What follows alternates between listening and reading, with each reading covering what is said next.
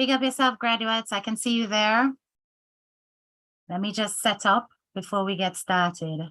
Tell a friend, share it, like it as you enter. This class is going to be a little bit of a heavy class, but you are going to enjoy it.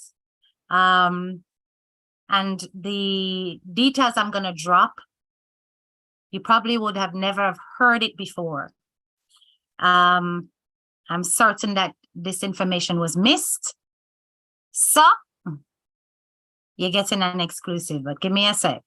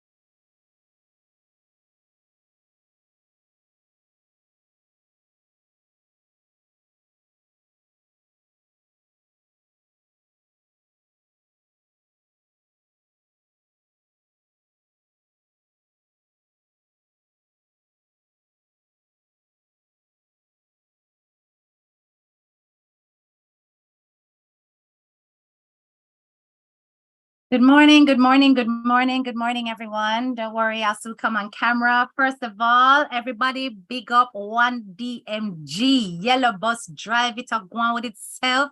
And we are looking forward to round 2. I'm going to get this out there that we are all celebrating. And we're all very proud of Planka Nation. Positive social action led by the community. You understand? We have to respect that. Let me turn down the volume of my background equipment.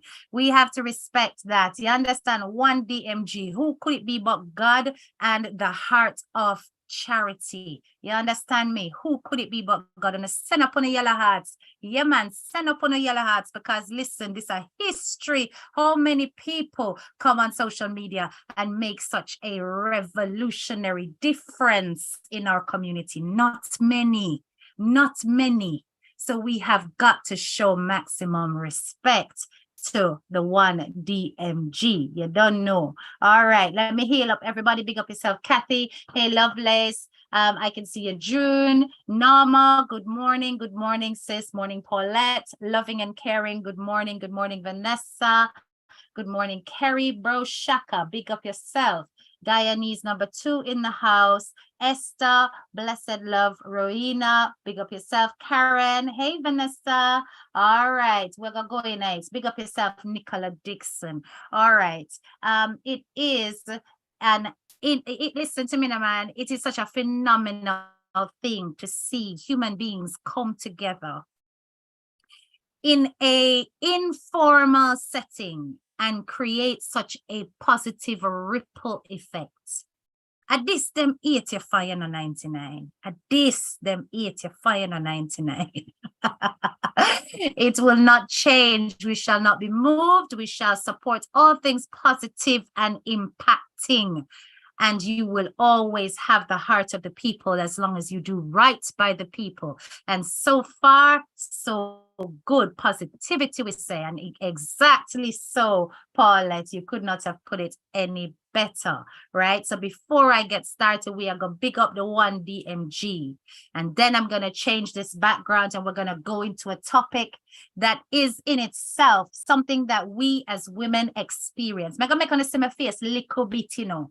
But I don't want to now focus on my face. I want to now focus on the topic. You understand? So this is why we're just going to make sure everybody in the comments send up the yellow hearts before we get started. You understand me? Send up the yellow hearts before we get started.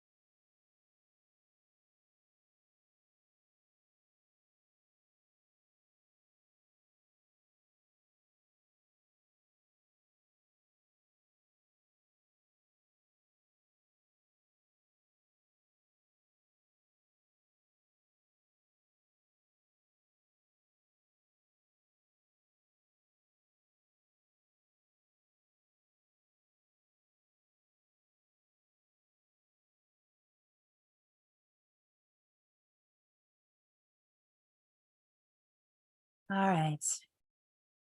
I love that. Look at that. Look at unity. I love that. All right, it's time. So we're going to just change this so that we can get started on our topic. Okay.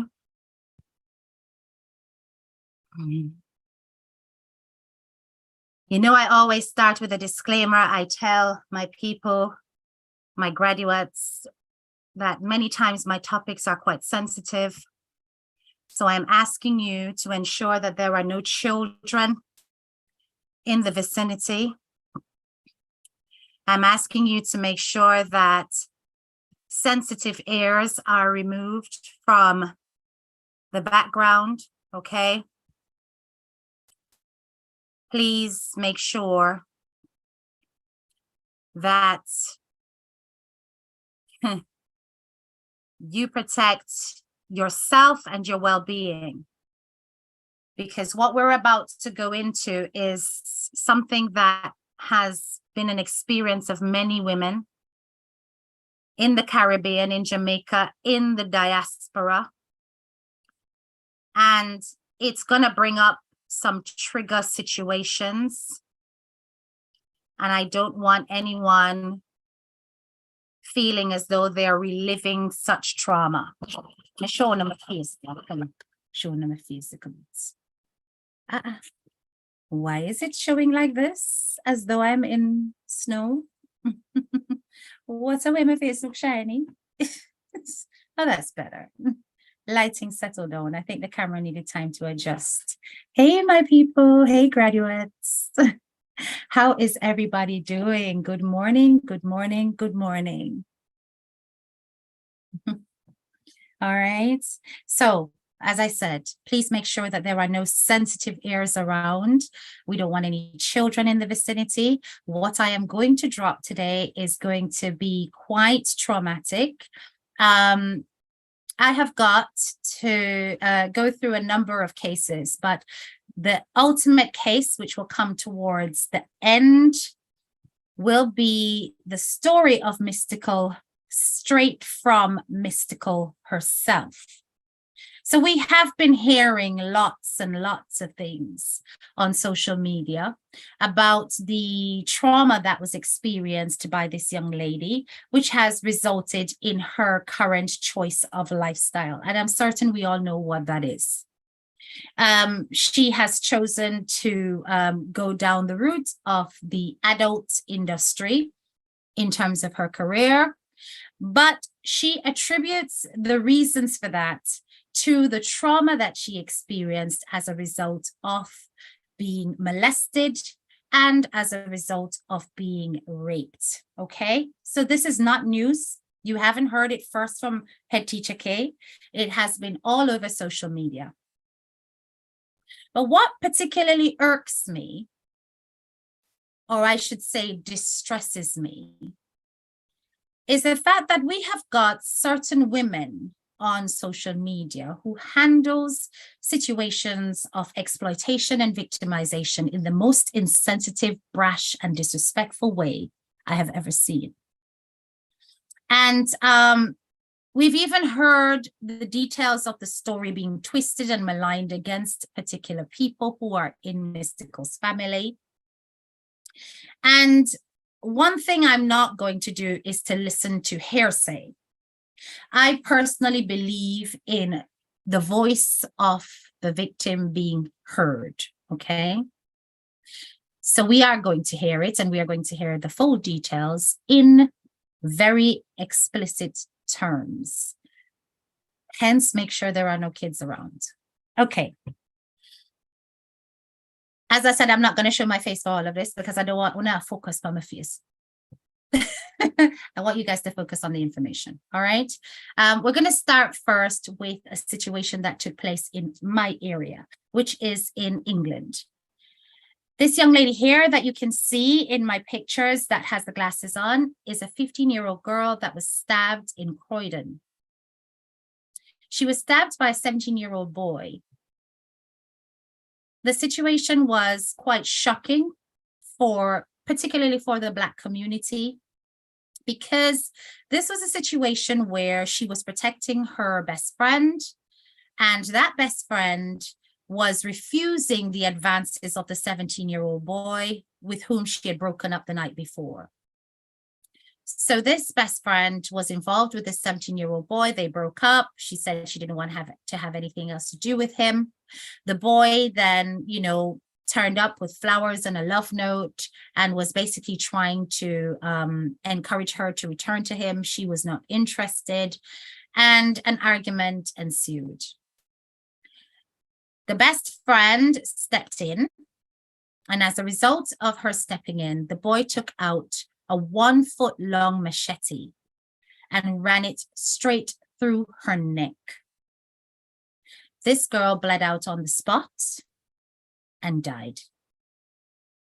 Anyway, I'm going to let you listen to some of the clips that I have, and then we'll take it from there. Okay. See you later.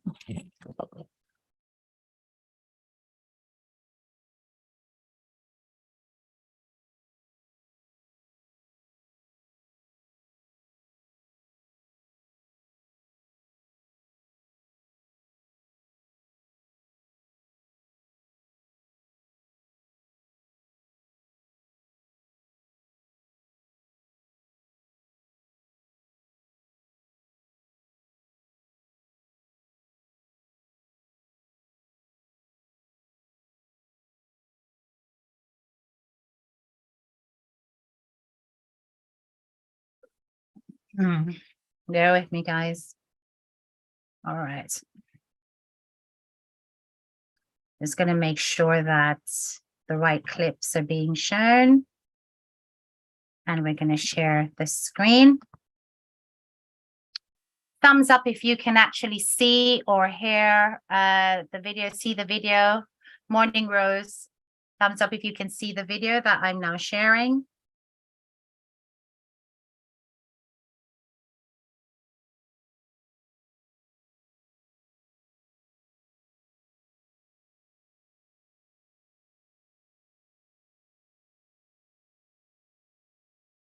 Okay.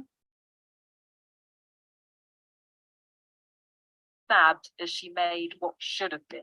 She was on her way to school. A 15-year-old girl will now never return home. Stabbed as she made what should have been a normal morning journey through Croydon in South London. Shocking for the other young women doing the same. And we saw them being secured like insurance, and it made me feel very unsafe because how can something happen this early in the morning when everyone just wants to be on their way to school? This busy road now a crime scene. She was stabbed at around 8:30 this morning. Witnesses claim a boy had attempted to give her flowers. When she rejected them, she was attacked. Police say a teenage boy who knew the victim has been arrested. This is every parent's worst nightmare. And I know the officers who responded this morning, along with our emergency service colleagues, are devastated at the victim's death. This is an emotion I share, and I know people across Croydon will be feeling the same. The victim's family has been informed, and our thoughts are with them at what must be an incredibly difficult time. Knife crime, sadly, is not uncommon in London, nor tragically the death of a teenager. It is rare for the victim to be a girl. The circumstances in her uniform on the way to school, all the more shocking. Her school released this statement. We are deeply shocked by the senseless and tragic death of our much loved and valued friend and pupil. It will take some time for the Old Palace community to come to terms with this terrible news, and we will offer support to our pupils as they try to do so.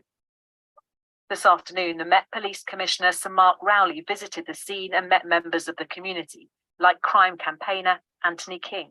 The cry when somebody's lost a loved one, and the sound that these girls made this morning, I had to hold one of the girls, literally, the devastation, the trauma, the shock, the horror, because they witnessed it. And these 15-year-old girls have to now carry this trauma for the rest of their lives because somebody decided to walk down the street with a knife.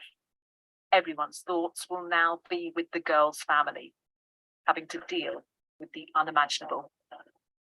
She was on her way to school. So that is the first one. Girl will now never return home. This is a statement from the family. So I want you guys to look in her because she is of Jamaican descent. Our hearts are broken and we are overwhelmed by sorrow and grief. Our faith in the Lord is strengthening us. We would like to express her mother. our gratitude to those who have taken the time to send us thoughtful and compassionate messages and prayers. We kindly ask for your consideration to also respect our need for privacy as we attempt to come to grips with our deeply devastating loss. Eliane was a beautiful person inside and out who loved Jesus. She was intelligent, thoughtful, kind, and had a bright future ahead of her. It is our request that you keep our cherished daughter, Eliane, and our family in your thoughts and prayers. Very much.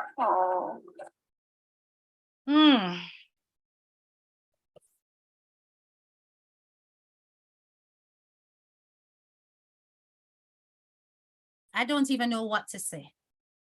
When I heard that story, I found it not only devastating, I found it disturbing. Because this was a crime that was executed by a boy, not by a grown man, not by some repeat criminal. This was by a little boy. 17 is not an adult. It's a kid. And this is a 15-year-old girl, right? Our little boyfriend where she broke up with. This could have been any of our children. Any of our children or family members if you're not old enough to have kids this age. For that boy to think that he is so entitled that nobody dares turn him down, that he felt that he had the right to take a life in such a brutal fashion, because it's a crime of passion, you know. Straight through the jugular, he intended not to maim, but to kill. And he did so and ran off. They've caught him now. He's been arrested. So we will hear what will come out of it. But you know why I wanted to start with that situation? Because I wanted to show you how the mentality of certain members of our community extends to the future generations and causes us great catastrophe to come. There are some types of men who feel they have every right to a female's body, that you have not got the right to say no. And they will react quite violently and aggressively if you dare to do so.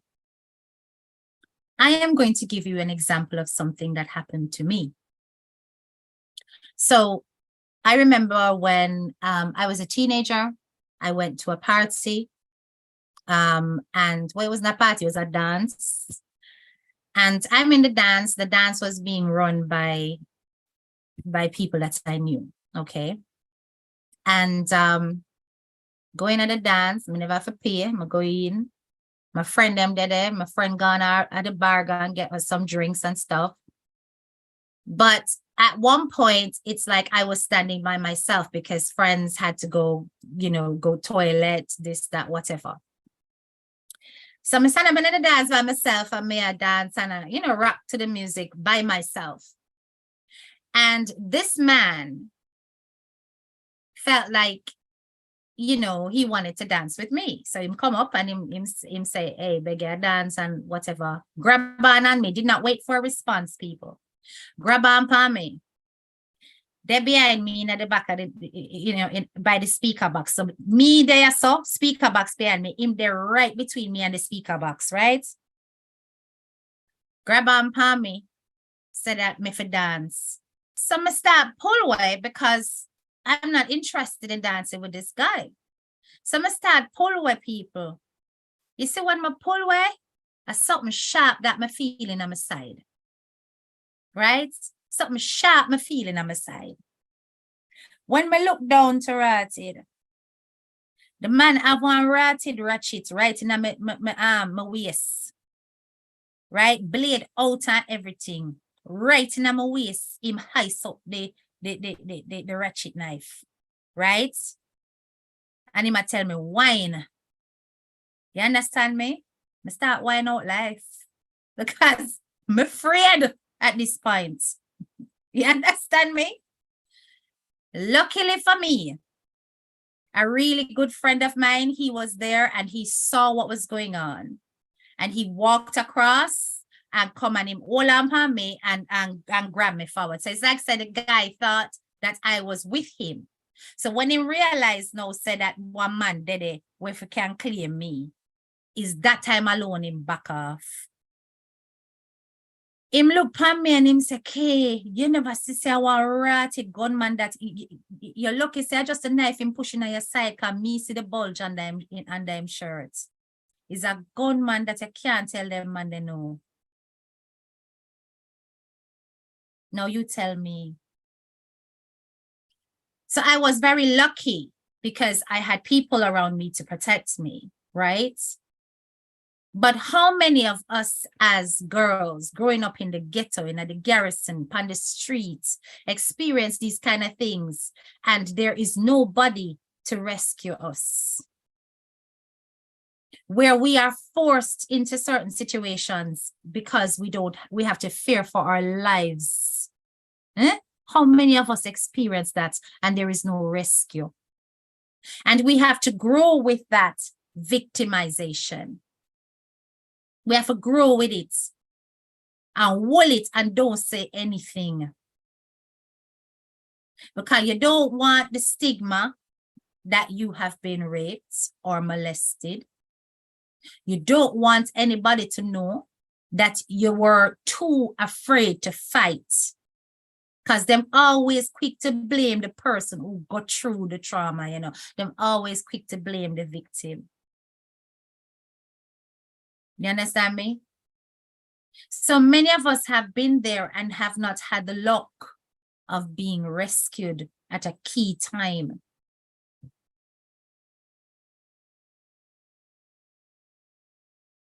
Let me have a look through here. I want to go on in the comments. Good morning, Auntie. Oh, she's here. Morning, Donna. Morning. Right?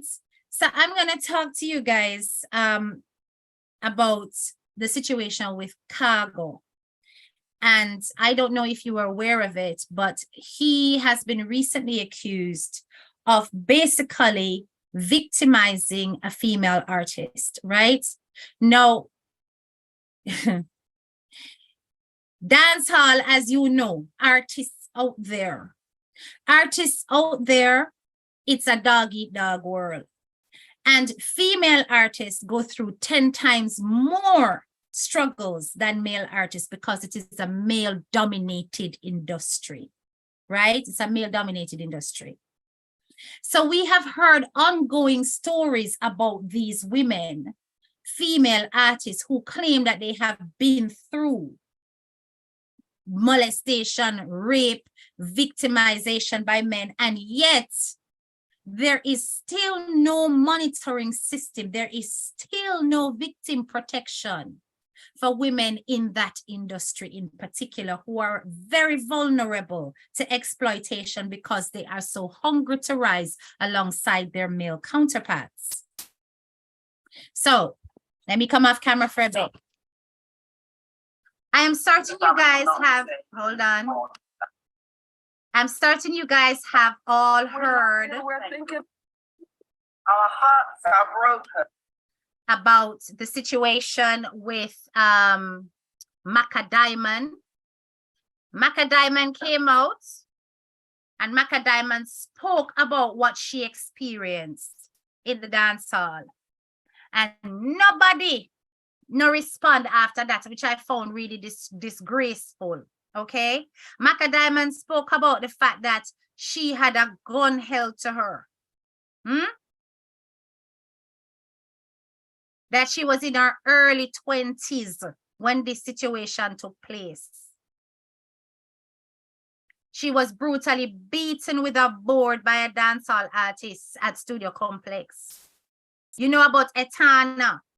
Etana was in a dangerous situation after being sexually harassed by an artist who tried to trap her by inviting her to look at his new home studio.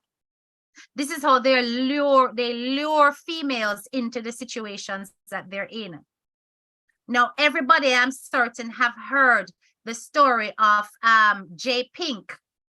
J Pink and Khago is the recent story that has hit the headlines. And it's interesting because J Pink's voice is out there, but absolutely nobody is hearing Khago's comeback. You know why? Because Khago was smart. When Khago come out and him start cuss and he start war with himself, what Khago did was he played music in the background, knowing full well that if him play music in the background, none of the bloggers them gonna be able to actually share his voice, because if we share his voice, we're gonna get a copyright strike. That is what Khago do. Khago come out and him answer the Lady Anne too. That is true. Yes, Lady Anne. Khago come out and him answer the lady and him say all kind of things. And I don't understand how it is that Jamaican society don't recognize when it's time to cancel some of these artists that are out there exploiting women. He came out and he said all kind of things, and because him do it with music in the background, the people them can't replay it to capture the essence of the things that he's saying. But listen to me, no man, head teacher, okay, don't play like that. Because I have separated Khago's voice from the audio background. So first, we are going to hear Jay Smith telling her story. Then I'm going to let you listen to what Khago actually had to say. You tell me why it is that we as a society are not recognizing that we are living amongst predatory men who get away with exploiting female bodies on a day-to-day basis. And we just carry on as though everything is normal. Everything is normal.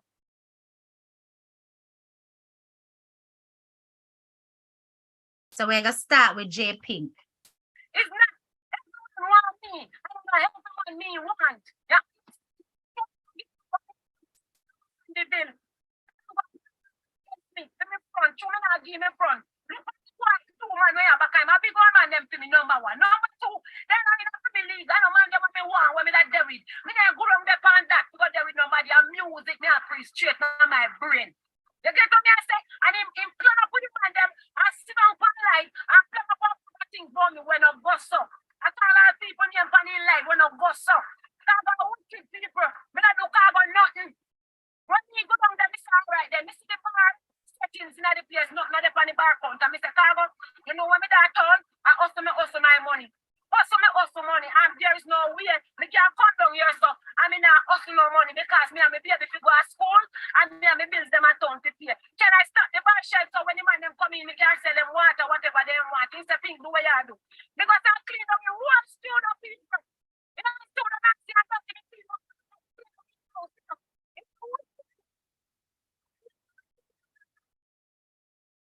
All right, so that is one.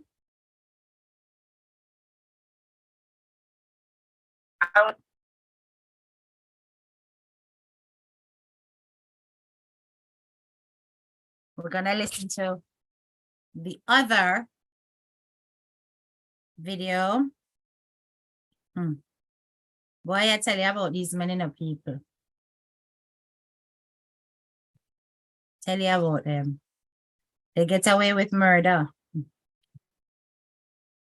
So she's basically saying that, you know, him lure her in, telling her that she was going to have what you would call, you know, a good future. He might push out her song, make she go on with herself and get her hits. But that a jealousy my carrying a plan up and I tell be a lie about me people. Nothing where Khago say, no go so. Nothing. Khago nyam fuck like dog. And I burn out man when you fucking can't chat to me. Ask me if me ever see me do the message yet. You can't chat to me. Me no want Khago. Me no want Khago from my big toe to my little toe.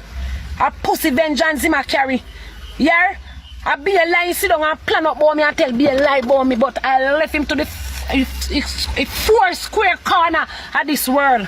For all them lie, he make my mother shed tears. My mother feels a kind of dirty boy this okay cover me and go past something and tell lie for me house. Eh?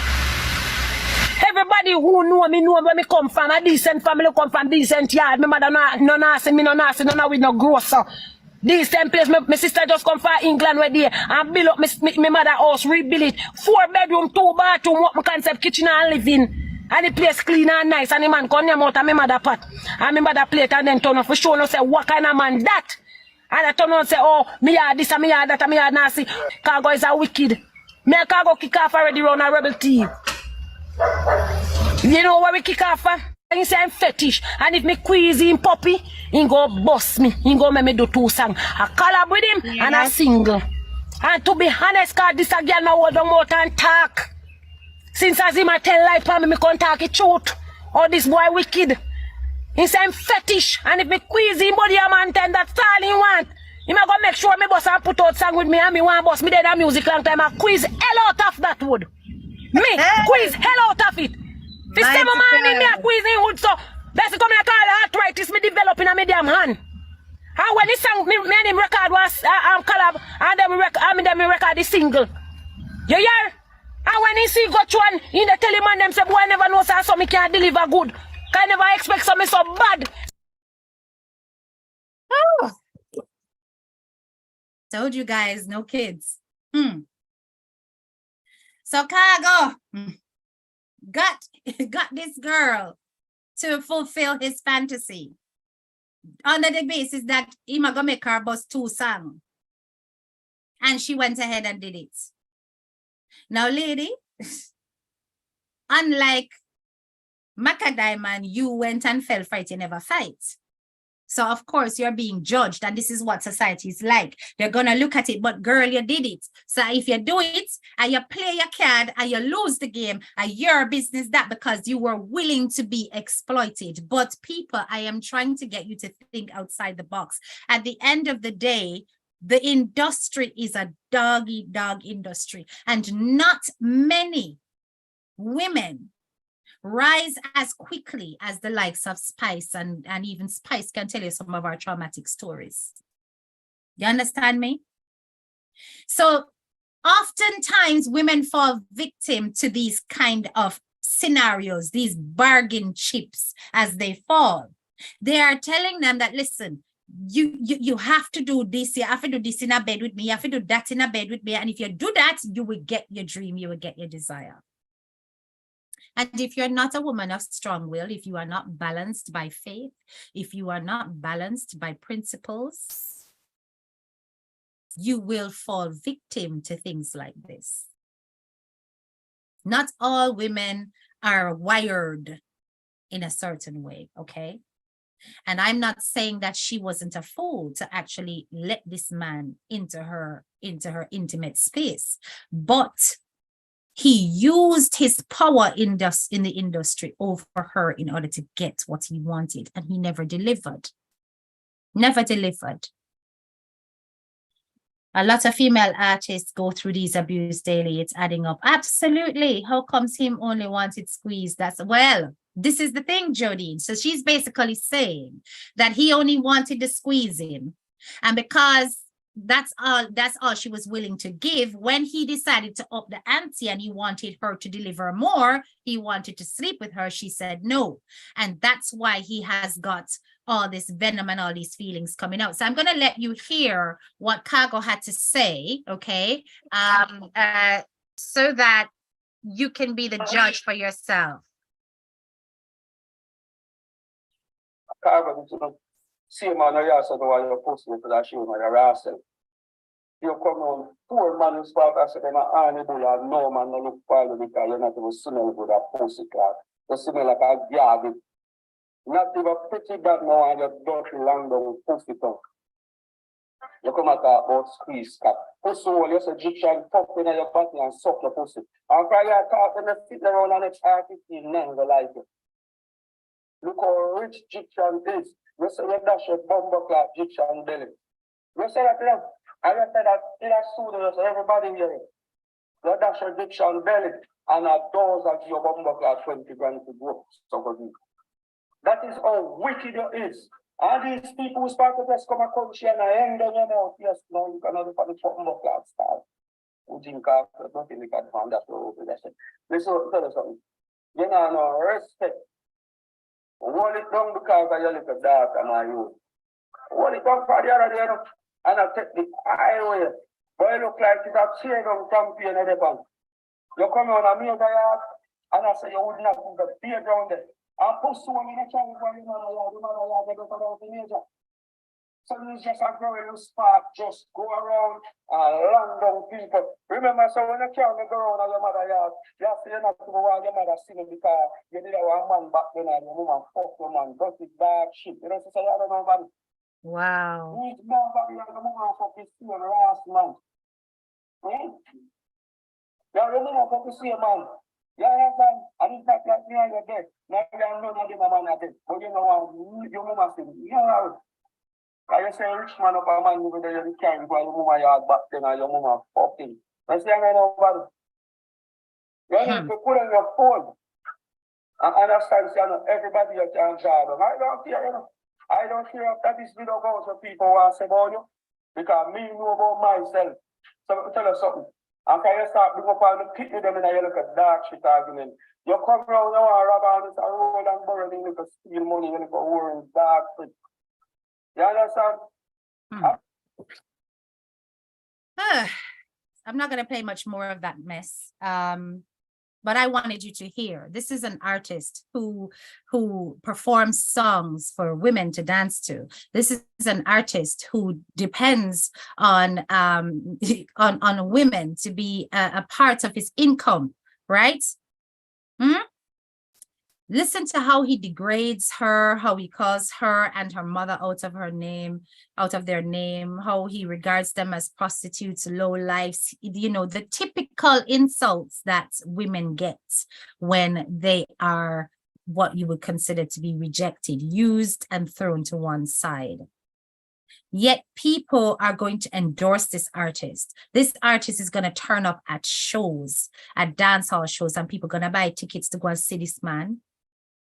I tell you, you know, these people cannot exist in first world countries. They can't, because any artist that breaks the headlines with this kind of behavior is automatically cancelled. But we as a society put up with a lot of foolishness, a lot of rubbish. Women's bodies are commodified from ever since they are small. And the way we are treated as little girls growing up into grown women is that our bodies are there to be toyed with. Put up your hand if you used to play dolly house. How many of us used to play dolly house as little pitney and grow up? When there is dolly house a play, there is the mother and the father. And usually the mother and the father, when it's time for little hanky-panky, go on and go in a one little car now, and cover on that sheet, and want to start rub up. Everybody knows that that used to go on with dolly house play. Always. And these games were played often, no adult supervision, people not aware of it, all kind of things going on. So our children grow up very kind of sexualized from their so small. And there is no discussion about how to make sure that your bodies are protected and prized.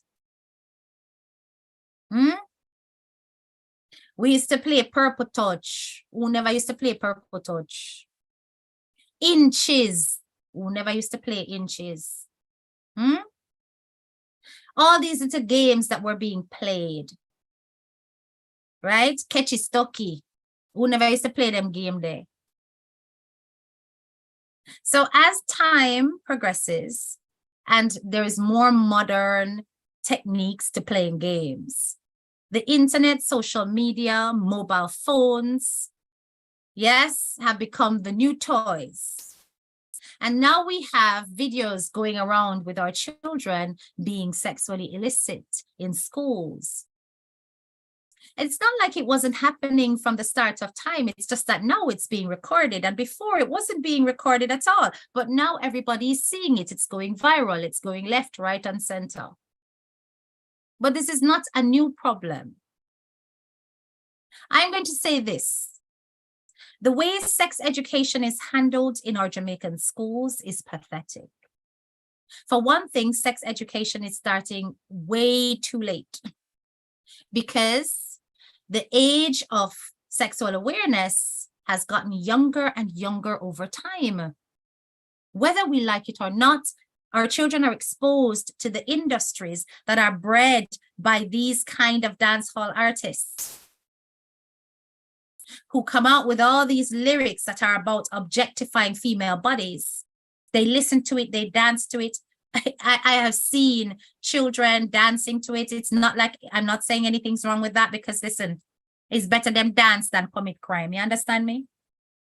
But when you listen to the lyrics that they're taking in and the things that they're absorbing, is it any surprise that they want to act it out in real life? How many of us have sat down with our children who are primary aged and spoken to them about being aware of their bodies, what should not happen, who should not touch them, where they should not be touched? Some of us shy away from those discussions because we were never spoken to about it until we became teenagers and much older. So when we are dealing with little babies, we're thinking, oh my God, Lord Jesus, oh, me go start tell her, I tell him about this now. On the start call the private part, them all kind of little name. You know, from me little up here, picture me here, but me never know the real name. Me a big girl. Picture. A picture, me know it as. Picture and tiddle. That me know. You understand? So when if somebody was to approach me and say the real name, I don't know what they talk about. So when them come out and start asking me, did they touch you on your real name? Me go say no. I don't know what the real name be. We have to start to educate our children. And now it's not just strangers that we are going to be educating our children about. We're also going to have to educate our children about siblings. Now, this is a taboo subject that we're about to go into. Be very, very careful. Make sure nobody's around. Okay? Because this one is not an easy one at all. Chocho. Here, bro, Shako, Chocho. Yes, Chocho. Right? We call them all kind of like silly names, right? But as I'm saying to you, we're thinking that strangers are the ultimate danger. Strangers are the ones we have to be cautious about. Strangers we have to protect our children from. But I am telling you that we no longer have to just be thinking about strangers, because all of our children are getting sexualized way too early, getting exposed to information on the electronic devices way too early, and are acting out the things that they are absorbing. And we have to be preparing our children from early, not just from strangers, but also from siblings. I am talking about an increased rate of incest.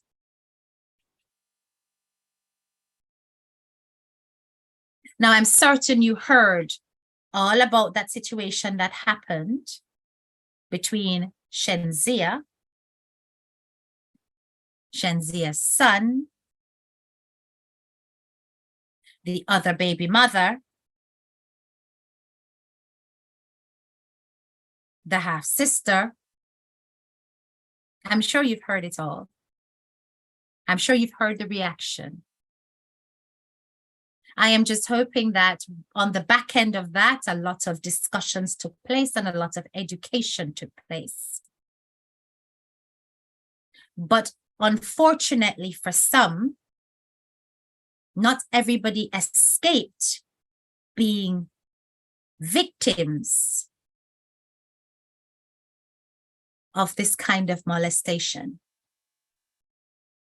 So we're now going to listen to Mystical story.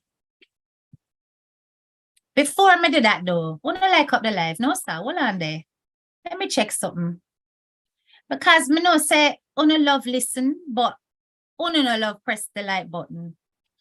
Come man, una like up the live before I start to play this video. Because this video is gonna break down every single thing that you have been hearing straight from the horse's mouth. And we're going to look into what could have been done, and what can be done to protect our young girls from things like this in the future. I want to see the lives go up. There are 109 of you on here, 63 likes. Come on, man, push it up. Like up the live.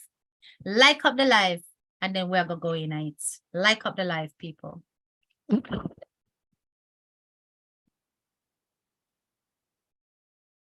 Are overwhelmed by sorrow and grief.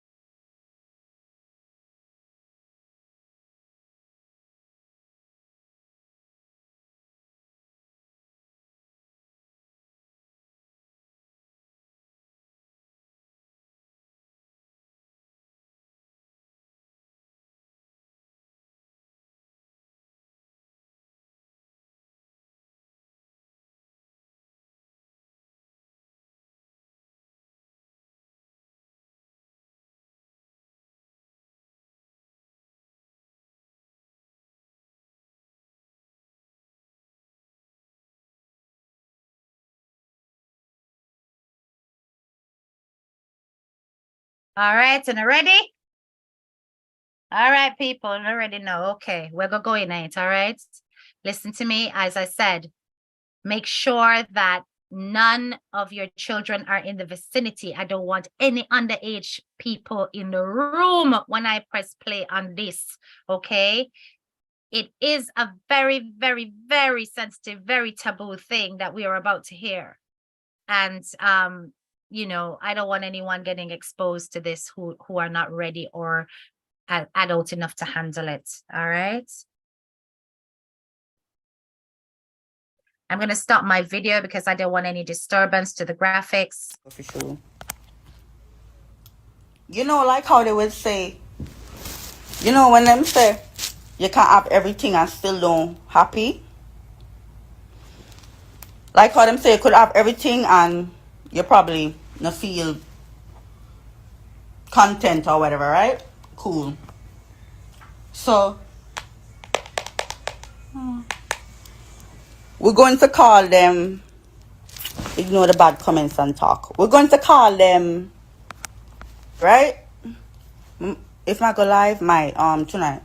Anyways, Tom and Jerry were my brothers, right? Tom and Jerry, I'm a blood brother them. When we say blood brother, blood, like we share the same blood because we have the same father. Cool? We don't have the same mother. But them, yeah. Anyways, now, I basically spent time back and forth between my mom and my dad. Them time there, me about 9 years old, you know. Me about 9. I'm say, me and 9, and my brother them are like, them bigger than me, you know, them are like probably early teens. Them are early teenagers, you see, and me and 9. So them like 13, 14, you know. You know, round this up. Round them age there, you see. My two brother them. So, anyways now, mommy sent me by my daddy and ting, you know, and ting. By daddy now, me don't know what. So you heard the age difference. She was 9 and they were in their teens, 13, 14. Listen carefully. Me say, oh, come in like God. Come in like say God just said, me have bad luck more time. So, when me go by my daddy now, to spend time as usual, I don't know. I don't know the things them as, you know them situation there. So, I have to spell it out for like straight. So, them did end up on, you know, like when I talk about it, babes, them did end up on fuck around me. Una don't get sad, you know. Una militant, okay? Una be militant with me. Cause me militant, you fuck right now. So, when me did younger, lean and now, them do and thing. Me feel like say from them age there, okay, since I need to, basically, my two brothers, them push them cocky in my mouth, them push them finger in my pussy, them do the things them with them nephew to me and my underage. Wanna understand it now? Wanna understand? But you know, I'm underage too, so it's not like them a big man yet for say who could have bring them. You know, it's not like say them a big 16. It's not like say them a big. Jesus have mercy.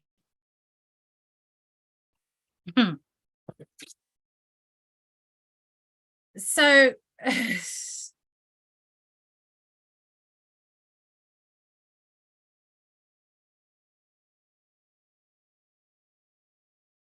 oh my God, indeed.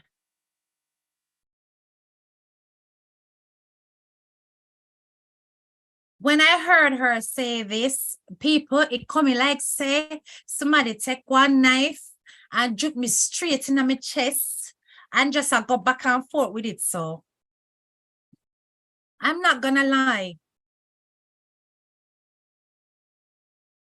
It was the most distressing thing I could have heard with my own 2 ears. Now, these are not full blood brothers. They are not full blood brothers. They are brothers by her father's side. But they were also underaged in that they were 13, 14, according to the law, right? They couldn't be handled as adults. But mighty God of Daniel, she was 9. That is a baby in comparison to a 13, 14-year-old. Now, I'm not gonna lie, people. The Bible said from the age of 11, you have consciousness. Want to hear what I'm saying to you now? From the age of 11, you have consciousness. Which means that is the age that they recommend that you do your christening, you know. Because that's your age of consciousness, the age of 11 years old, highly stated in the Bible. So when you reach 11, is that time you start to have a deeper understanding of what is right and what is wrong. You can recognize it. 13 and 14 years old, you flipping know what you do. You know what you're doing. 13 and 14 years old, you're old enough to know exactly what the hell you were doing to a 9-year-old little girl. Me say, I never see something grieve me so yet from a... Listen. 13 and 14 years old. This Tom and Jerry, she called them Tom and Jerry through the life. She never called their name. And you know what I found ironic about that? The fact that the victim's face is fully on display. The victim's life is fully on display. Everybody can see who Mystical is, what Mystical does, everything about Mystical, but yet these two boys who are now grown men are the one whose identity we are hiding. Anyway, go and listen. Man, forgot prison, you see? Them man a big man forgot prison. So now, me know, me never say nothing to my mother, you see? Never say nothing to mommy, no. Never say nothing to nobody. Me never say nothing to nobody, dog. What happened from a taller time, me like for write, you see? Me like for writing, you know, and book. I'm always writing. Even now, I still have my journal where I write things down every day about what I want to do in my life and things. So, I write it in the book. And my mommy end up and go see it right now. And my mommy see it now. And my mommy call my father now, you know. She called him. And she asked me if it goes for true and wherever. And I say, yeah, mommy, and you know. Yeah, so. I like to write down my feelings or some still. Instead of tell somebody and then tell other people, I just write it down. So, mommy link my daddy now. And so we say we're going to meet up there one place. We have like one family discussion. The whole of we and see what we can do about this.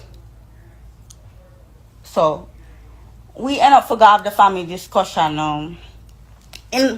Don't get me wrong, me and my dad, we are good. Like, we have an on and off relationship. Like, you know them. How may I put it now? Wait there. Hold on there. Got a place now.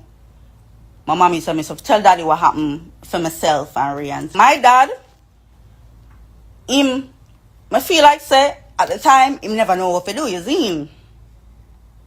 My dad never know how to deal with the situation because you have to take into consideration the whole of we are in picnic. Me and him child and they are his children also. So it's not like say the whole of we are blood and the whole of we still are picnic. So it kind of hard for him to make a decision, you see. Don't get me wrong, my dad apologized to me several times for what he said that day. But now that I get older, I'm try to understand where it comes, you know, two sides. You know, I'm try to get feelings and my feelings. So him said to me, it's okay, everything is gonna be okay, you know. It happens in every family. You see, family, that's something, there's something where, like, I never forget the words them. No matter how long I live, I always hear the words them in my head. And me I say, My God.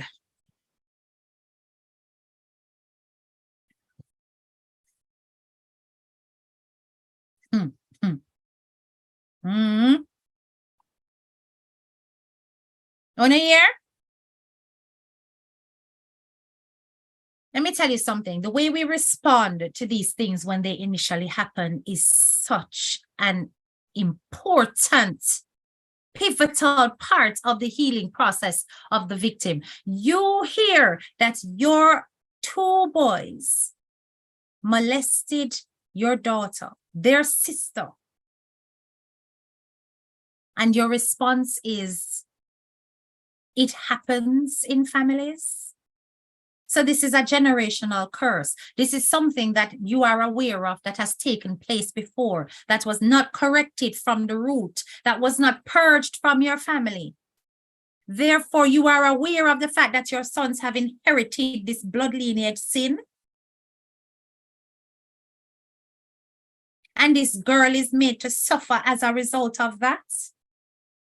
And your response is, it happens in families, not in mine or Ras. At least not that I know of. And if it does, it would be such an uproar. You're serious? And you know what I picked up in Mystica's discourse was how she was apologizing on behalf of her dad. She didn't want them to judge him harshly because every girl wants to be daddy's little girl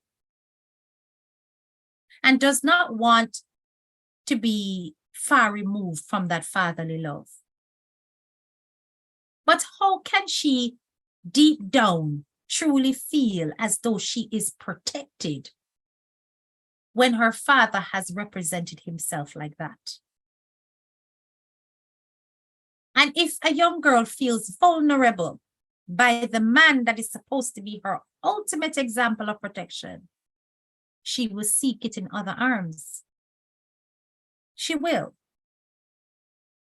They've always said that this is one of the downfalls of not growing with a dad, that girls in particular seek that fatherly love elsewhere.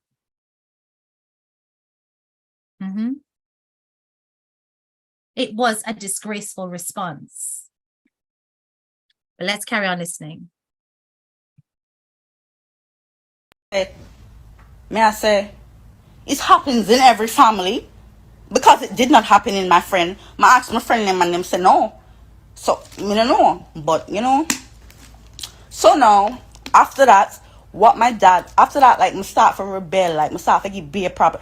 Remember, okay, y'all remember previously in the story, I told in school, because I start to go on bad. Like, I think so life just, I start to go on bad, you see. So, him did punish them. Don't get me wrong. Him did punish them, but like not to the full extent. Because maybe, you know, so I'm start to go on bad now. And that's... Let me pause this just to answer a question that I've seen in the comments. Jamaica Queen, I have told you repeatedly, do not write people's names in the comments. So I'm going to answer it, but I'm going to remove it, okay? Do not put people's names in the comments, all right?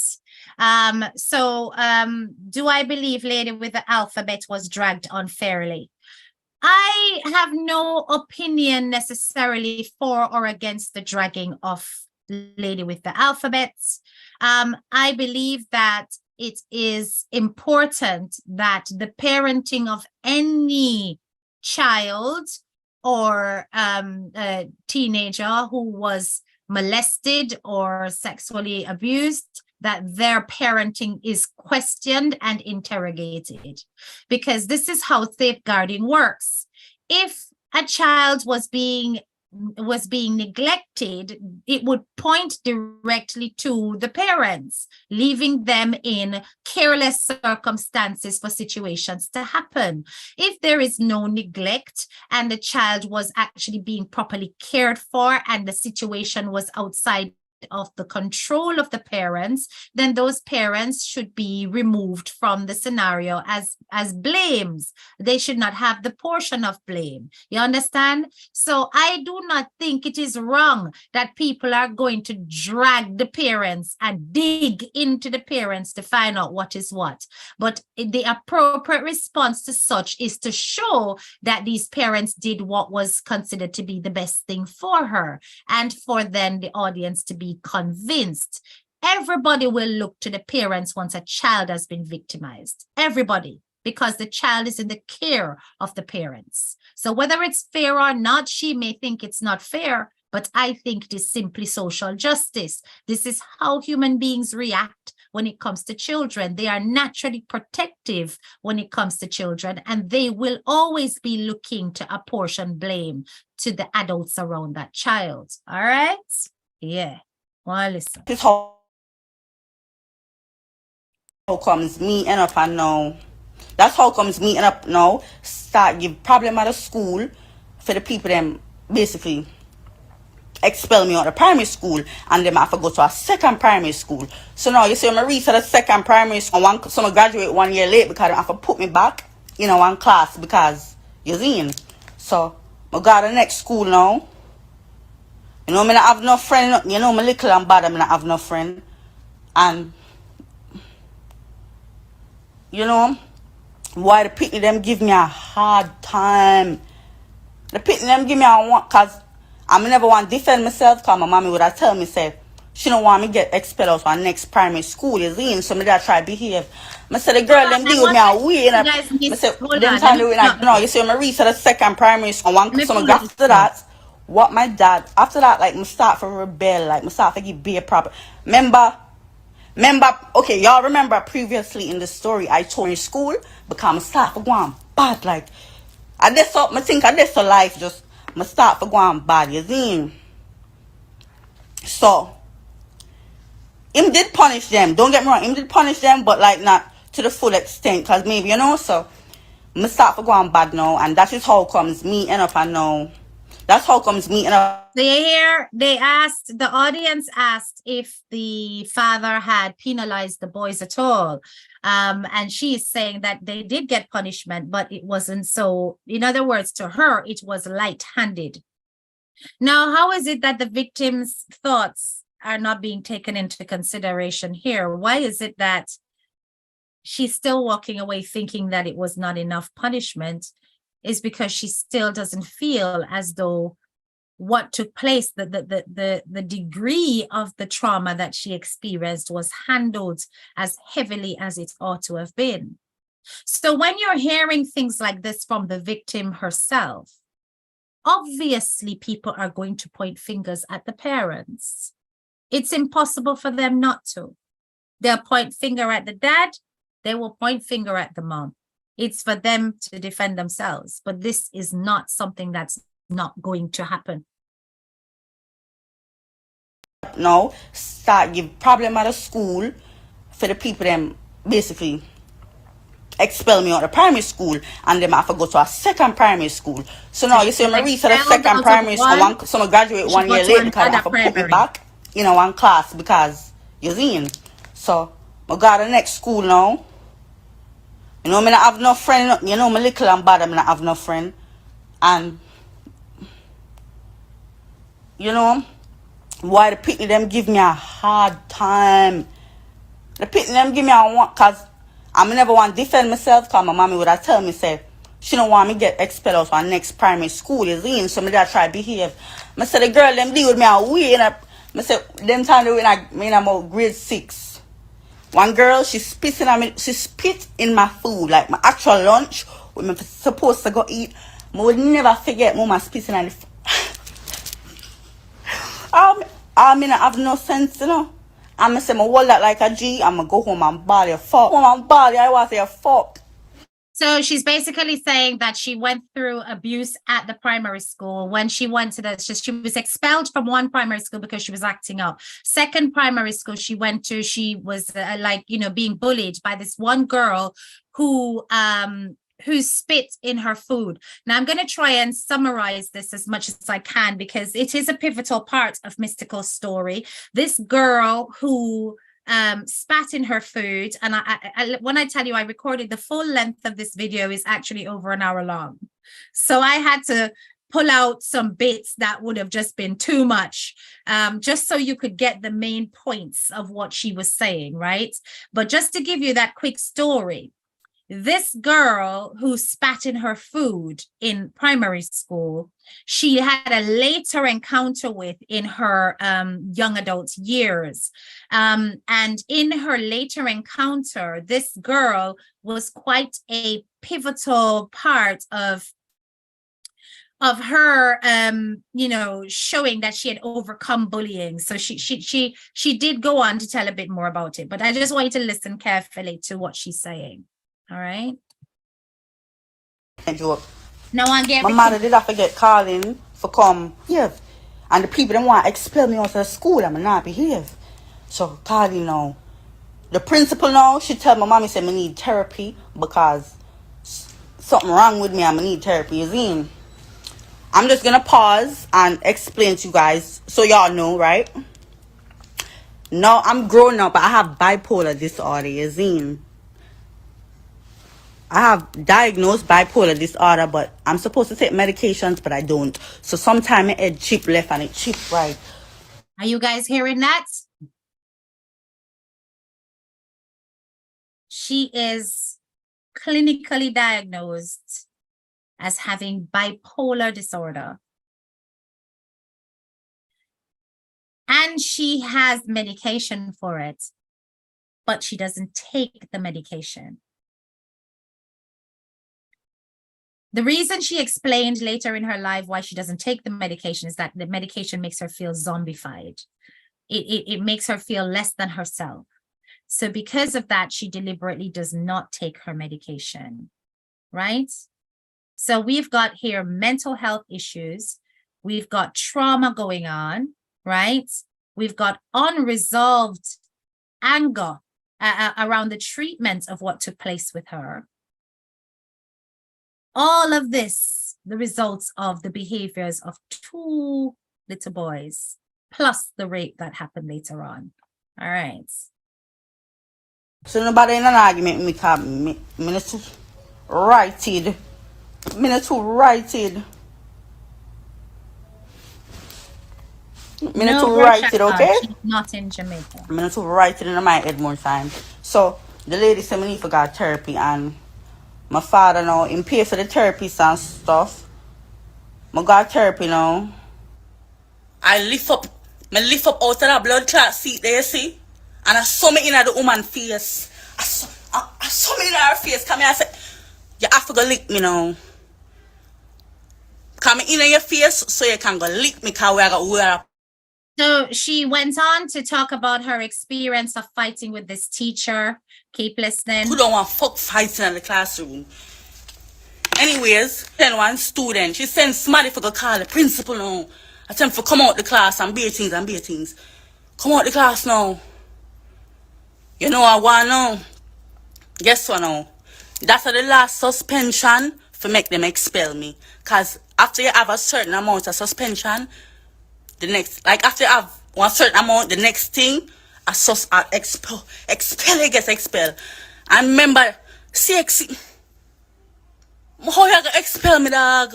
Me have to go write this CXC. Boy, I say when I go to the office now and the principal, them suspension and detention and all the things. Oh, I forget to tell you, say, one of the reasons why them suspend me, when I remember the holy grass from the telling say in the middle of the school, them put me for stand up there from morning till night one day in a hot sun. And when me I ask them for go to the bathroom, them tell me no, I just cock up so. I just cock up in the middle of the school where everybody could blood class. Just cock up so and pull down the jumper so and piss so. We just take a piece right in the middle of the Mighty God of Daniel. Let me tell you something. You know, guys, I'm going to tell you this. You see, Mystical, in many ways, she reminds me of myself. I'm not going to lie. In many ways, Mystical reminds me of how I was when I went to school. Because when she speaks about the Catholic private school that she went to, I remember my years when I went to Immaculate Conception High School. Yes, I went there before I went to Ardennes. And I was a rebel at that school. I hated everything about it. It was so oppressive. It was so classist. It was so full of bull that everything the teachers told me to do, I deliberately didn't do. And because I was bright, they couldn't kick me.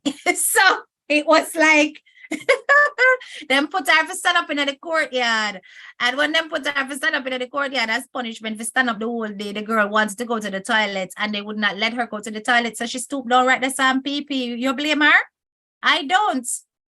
But obviously, what was at play was that between primary school and the constant disruption and the history of her being a rebellious child and being, you know, aggressive and fighting and this and that, and then taking that same disruptive nature through to secondary school, they were already viewing her as a little bad girl. So she was being discriminated against despite what she went through. And they probably weren't even necessarily aware of everything.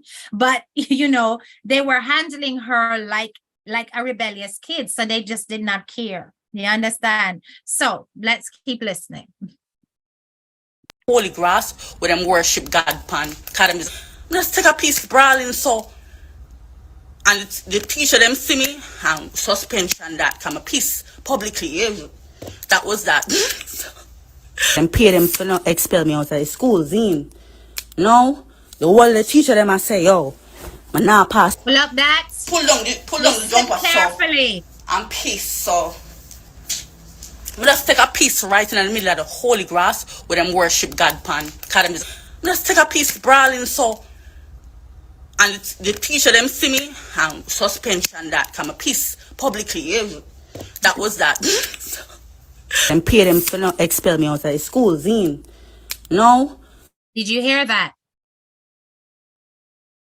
Did you hear what she said? So she basically ended up with a series of suspensions. She fought a teacher because the reason why she fought the teacher, she was already in a bad mood. She was in a bad mood because, you know, of this situation with her and her friend falling out and all kind of things, right? So when they threatened to expel her from secondary school before she was able to do her GCSEs, her O-levels, her parents paid money. So this is mom and dad paid money so that she would not be suspended. You see, when they say to be poor is a crime, because if that was a poor child, that child would have been gone. But because her family had money, and we all know how the Caribbean is, they were able to pay and the expulsion was removed. Rightly or wrongly? The whole the teacher them I say, yo, I now pass no CXC come. Truth be told, the grades them look how weird come. I barely went to class. I skip class and in the school bathroom about weed. Like, I barely in a class and them things. So, my grades them did look away for true, you know? So, them I say, she not gonna pass 6 because she don't come to class and stuff. And they were telling my friends' parents, say, me bad company and thing.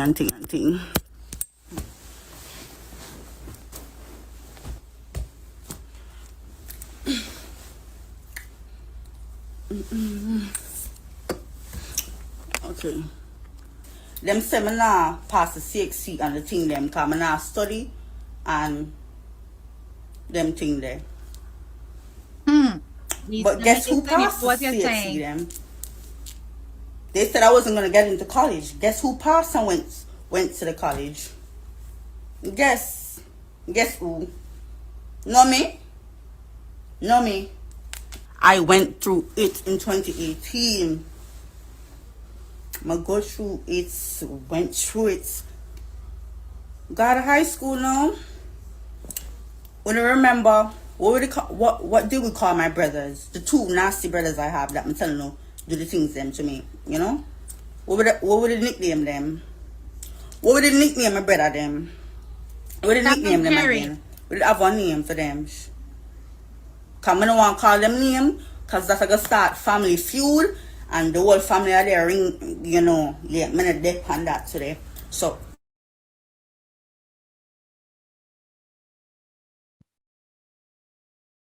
She no want call them name because that a go cause family feud. You see what I'm talking about? Why is the face of the victim on full display? The life of the victim on full display. The pain of the victim on full display, but yet family feud will begin if these boys are revealed. Was she not an even younger child when her situation took place? They were big and hard enough to recognize right from wrong. But family feud would kick off if their faces or their names got exposed. So when you hear head teacher Case say that there were certain hypocrisies with dealing with this situation, which is why I am not particularly keen on how it was handled. Now you know why. One of the things, particularly as somebody from a middle-class background can tell you, is that there are none as fake and plastic as the middle class. Them pretentious bad. They will paint a pretty picture for social acceptance.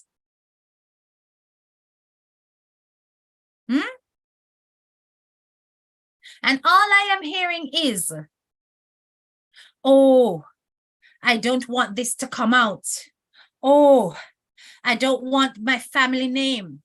This is what I am hearing, you know. She's not saying it directly, you know. She's saying it very indirectly because she's trying to be cautious. But Mystical is an open book. And she speaks her trauma openly on her social media platforms all the time. It's just that the dirty-minded ones, them only focus on the adult content. Because anytime I see she goes live in the day, I will listen. But you see, if I go on and I see nothing going on, I gone, I'm not interested in that. But at that, the whole of them sit down there, so I look pan. When the girl is tearing out her soul on social media, she's tearing out her pain. She does it often. But this particular day, she was feeling it. And I don't know what happened or what triggered it, but something did. Because she never held back. Anyway, go and listen. I'm not afraid of them, but I just, you know, I can't bother with the family feud because my mental health is important to me. Tom and Jerry. You see, Tom now, me don't know, you know, it's like a sick, twisted thing. Tom felt so bad for what he did for me that he always tried to protect me growing up. Like, when I say protect, you see, anybody want to fight me? Tom, he went to prison and them thing there. Him have guns and them thing there. You know, him stab up people, him stab up boys and them head, got prison, be things. So Tom always, everybody knows him, always have that brother there where I always come to my defense when people fuck around. I say, he was like my bulldog, you feel me? Man, you say, remember my little body, you seen? So, him always, I'm a bulldog where like, if somebody fuck with me, I watch it, I see it for my two eye. I see boy say something about me already. I see one boy say something about me already. And him call like a whole heap of stab dog. What? When I say stab subtle, my fucking clothes blood down from the boy blood. It happened right in front of me. Stabbed for, yo, the boy get stabbed for days.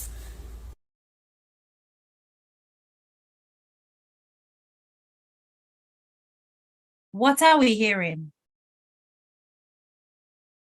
People, what are we hearing? Say what now?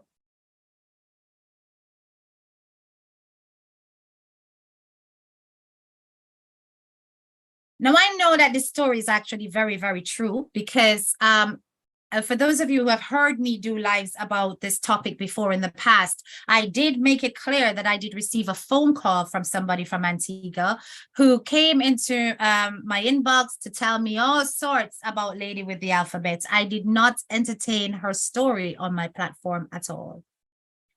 But this bit of it that said that she was particularly close to the person who she turned around and said, you know, did whatever, that, you know, this story is true, that she was very, very close to one of those brothers. But what I am hearing is that this brother was a bad boy. This brother was going around the place. He's known for stabbing up people. He's known for criminal activities. He's an ex-convict. That he has done such to somebody in front of her face, allegedly. Really? Now imagine that you are aware of this scenario. You know that these two did what they did to your daughter. But one of the two is particularly dangerous and capable of all sorts. I wonder how easy it's going to be to handle these people. Just a thought.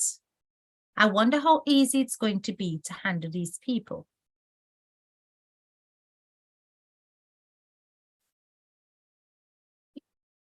Let us carry on listening. You feel sorry for me? You see, I don't know why you come with that. But anyways, you see, because Tom did feel guilty for what him do to me, is why him always try to protect me. So, because he's protecting me, me and him kind of end up be like friend. When you get that fuck up concept, you see him? Cool. Mega put, you not gonna believe them. So, you not gonna think say me a lie, but I have the something them in my phone. Remember me telling you say 2018 was the worst year of my life? You see, God take me through a lot. You see, Tom best friend. Tom best friend. And me no know, nobody can tell me say it wasn't a setup. Cause them bad mind me, cause my daddy love me the most out of all them kids. Listen carefully. Anybody will know my family, my daddy spoil me. You see, for right now, I must take up my phone and call my daddy and say, Daddy, I don't want to do this porn, I don't want to be no porn star. I want to go to school. I could want to go to Harvard to blood class. The money rise up today. And my regular prove that. I have family way back me a fuck. So, you see, because my daddy favor me, don't tell no lie, my girl, because him don't spoil the rest of them. Him don't spoil. Don't tell no lie for him. Hold on then. Bro, you see, because my daddy spoil me, some bad mind thing did go on, you see. So, you know what go on. You know it was a setup. That same brother would do the things them to me when I'm younger. Fame friend. I'm going to know the friend because the friend power with him, right? Before we go into that, I found it so interesting when she said that nobody can't tell me that this was not a setup. Nobody can't tell me this was not a setup. Now just think about the situation. She's saying the friend of this brother was the one, you're going to hear the rest of the story, who did the second part of the abuse that she endured. But I'm saying that how him as friends with this a bad boy brother, yeah, I'm afraid that this bad boy brother when we roll out and protect, stab up and fight anybody when do him sister anything. Him brave enough to actually take it another step. But she says nobody can convince her that this was not a setup because of sibling rivalry. That's a serious gut feeling right there. So, you know, that's a really, really serious and dark feeling right there. So, you know.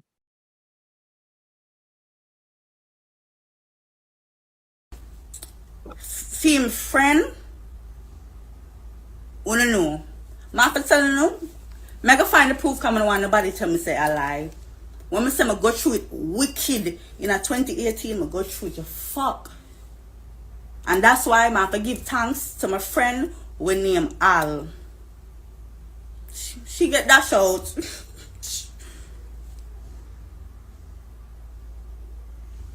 She get that out of family, man.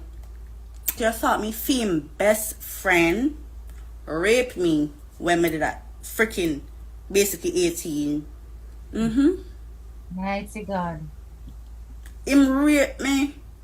And when I say yo shoot yo, make us sip water and hold something like some G's, bro. Cause you can't soften at the streets, dog. You can't soften at yo. You see if me this soft in a life, yo, if me soft, yo, people, yo, if me soft in a life, me dead long time, bro. Me go through something, man, shouldn't know that. I'ma say, bro, nobody can tell me say the brother never put him friend up for the way him do. You see, I'm sick like a dog, yo. Well, like, yo, when I watch even when I think say some lighting, bro. Because them time them never my soft and you know, yeah. Basically after certain things happen in my life, right now my dark you fuck.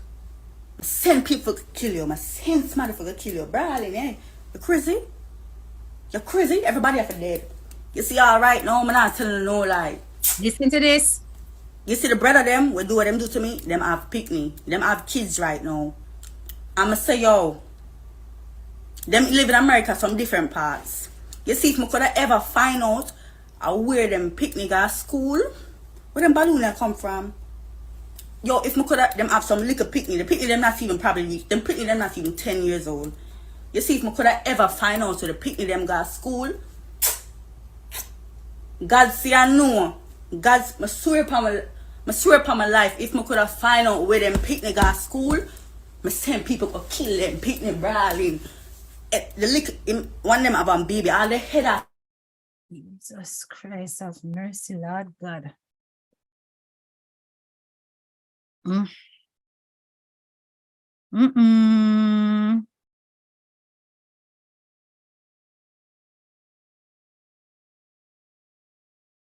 The one that take the win out of me still, but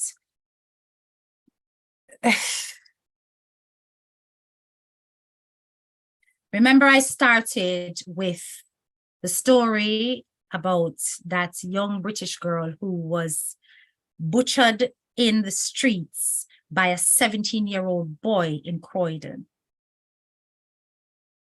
who took a 1-foot-long machete and ran it straight through her neck, okay? Because this girl was protecting her best friend, who did not want that boy.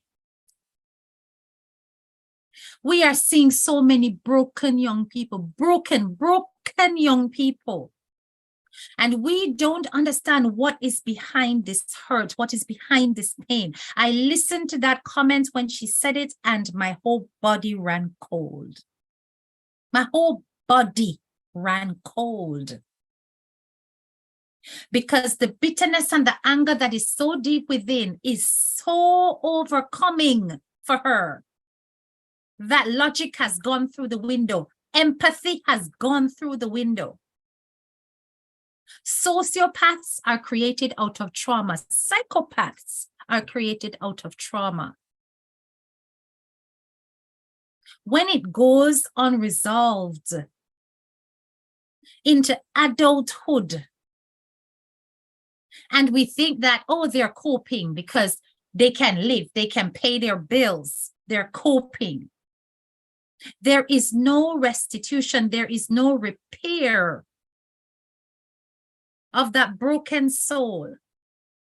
This is the kind of thing that will be, I mean, she feeling it, she may not necessarily act it out, okay? But to say something so brawling on the internet, her empathy is not there for these brothers. The vengeance that she feels in her is real. Because what she has seen is that I am left here carrying the taboo. I am left here carrying the pain, the trauma. I am left here branded permanently, acting out in a way that has led to my family finding my activities to be, you know, far left to what they stand for, and so on and so forth. Not able to come into the household with the lifestyle that I live. My parents won't even take money from me, all of that.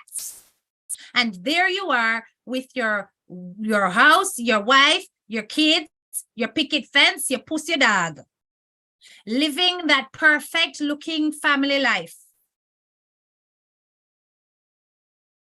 But Mystical, I can tell you, they're still suffering. You may not see it. And you never know what's happening in that household. You may not see it on social media pictures. Go on, listen. Everybody have to go, man. You have to feel some sick. More time I sit down in my house, I'm gonna say, yo. More time I sit down in my house, I'm gonna say, Father God, please don't make me please fix my heart. You know, and make me, cause you see when I think about things, I get evil, bro. I'ma wish some you see, more time, I go up on them Instagram and them Facebook with them husband, with them wife and happy family. I'ma look panic. So I see, I'ma look on the picture of them some more. You see, I'ma look on the picture of them some more. I'ma look on them. The anger will boiling on my body, dog. The anger, the heat will boiling on me. Me say, you know, so them for dead. Them and them pick me and them mother, everybody for dead. Just off the basis of what you do. You have to suffer. But me say, you know what? You remember, that's why I got baptized. That's why I went and get baptized. Cause I say, yo, I have some different kind of anger in me where I'm gonna try to get in a problem with people come very. So, yeah, that did go on. And hold on. I'm not care what I'm want screw record. I talk it enough. People, you have to know when you feel somewhere. You know, like if a mother ever pick me and them come kill her pick me, should I want to kill back for them pick me to make them feel it real. So you know not gonna understand, bro. Me not say me I gonna do like you not understand. Me did tell you something about serious. We're gonna get me did baptized in a church and everything. Good Christian girl with a regular job. Me I show you one prayer some deeper backstories for to get the understanding. So hold on, let me find something from 2018. Right, watch yourself. For 1 month straight, you see them pillar for days. You see them pillar people, them pillar dog. Okay, so for those of you who are not aware of what those pills actually are, just to show the commonality of the thread of the lives that I have done recently, when we spoke about PrEP versus PEP, this is PEP, okay? Post-exposure pills, taken to remove any potential HIV, anything, you know, other tablets are there as well to treat her for any kind of possible STD infections and stuff. It is a part of the rape kit. It's a part of the rape victim kit to keep her safe and so on and so forth. So she was on these tablets for a period of time. Okay, I think it was 3 months, she said. Okay. You see them pillar with them doctor gear after you get raped, dog. Jeez. You see them pillar? Hold on, you know. May I find the newspaper from my office and see me name upon the doctor paper, then when I have to go and pick up my pill and them something there. Yeah. Hold on. Just look at the records that this young lady is keeping. This is how much the trauma is real for her every single day. She hasn't let go of any single thing. You know, we have to Kept it militant all. right now. So you see, after that now, man, show you what I want. Man, show you something.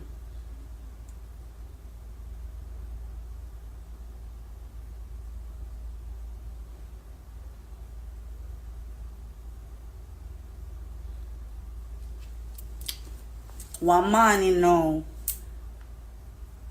me they home. Basically, you see the pill them when them give you, see the pill them when I show you. The pill them is to make sure, say, if the man have anything, you don't get sick. You see, but you have to take them for a month. And you see how them big and hard to it's swallow. 1 month. If the man have anything, you take them. Me not see the girl them argue under there. So you take them to make sure say you're good, right? But the pill them, it's the pill them people right, is John. why I was sick. Is why I'm sick. I'm sixth form. You see the pill them is why I'm sick and I couldn't go at school and them thing there. Yo. Okay, we're going to block you. No, we can laugh about it now because I've worked on it. But there was a time when I couldn't come talk about it like so. Cause me that cry dog, me that upset, you see. But the pill them want me on the internet and stuff. And I'm showing you something. I have a lot of stuff, but just true. I don't want to be, you know? I don't want to be. It's, if you have a weak heart and stuff, come off the live, okay? That is it. The first things them we like me start, you know? The first depression, something them for 1 month straight, me shit in. I couldn't go to school, I'm sick to fuck. Wait no. I was so in a bad place that me just go in the mirror in my bathroom and cut out some braids out my head. I cut out the braids them, the pills is to make sure, you know, anything that can wash you out from anything strong. Yo, so you know, say my head chaka now. You know, say I was depressed. I did I go through it. Me in my house for 1 month straight. I shit, I sweat, my wall, you know. Oh my God. If you cannot follow the story, come off. I'm not talking to you, baby. We're not. People tell us we're not talking to you. To me, what's bad head? That's the picture of her when she cut off her hair. But anyways, as I say, it was depression and yeah. Wait no. This is my statement from, because I went to court, right? I end up supposed to have enough spacing in a moment, that's what. This is 4 pages long, so we're not gonna even read this and thing. And I did have to sign it and them thing. This statement was recorded by me and read over and whatever. Yeah. Talking to the case officer, them I tell me about get ready for my case for go to court and be things. We're supposed to go to court, but this year I was supposed to go to court this year, but certain things. I just dropped the case and I never bother go to court because them a fuck around me. My mommy did vex because she don't want me to go to court, but I drop it this year. I say, yo, 5 years later, bro. So I think that it's important that we recognize that the mother did want her to go to court for the rapist. She wanted her to carry on pressing charges, but it looks like it was quite drawn out. It took place over 5 years of, you know, it being drawn out. And I guess emotionally, she just could not be bothered. Now, I'm going to summarize this because I don't want our time to cross over into the yellow bus. So I'm going to summarize what happened, you know, towards the end. It's only about, another 20 something minutes left. But I'm just going to say that, you know, she went on to talk about, she actually showed the picture of the rapist, guys. I'm not going to put that on my live unless you ask. Ask if you want to see. She put him picture up. She did. Do you guys want to see it? Tell me and then I'll press play. She showed his image on her live. Okay. I personally think that what she did there was quite brave. But because I know that she said that she didn't want to go any further with it. Should I actually press play? People are saying yes. Yes, because if the victim wants the face out there, I don't think it's my right to stop it. All right. Okay. All right. When I say yes. All right. I'm going to play it. Okay. All right. Okay, I'm gonna make you a moderator, babe. Hold on.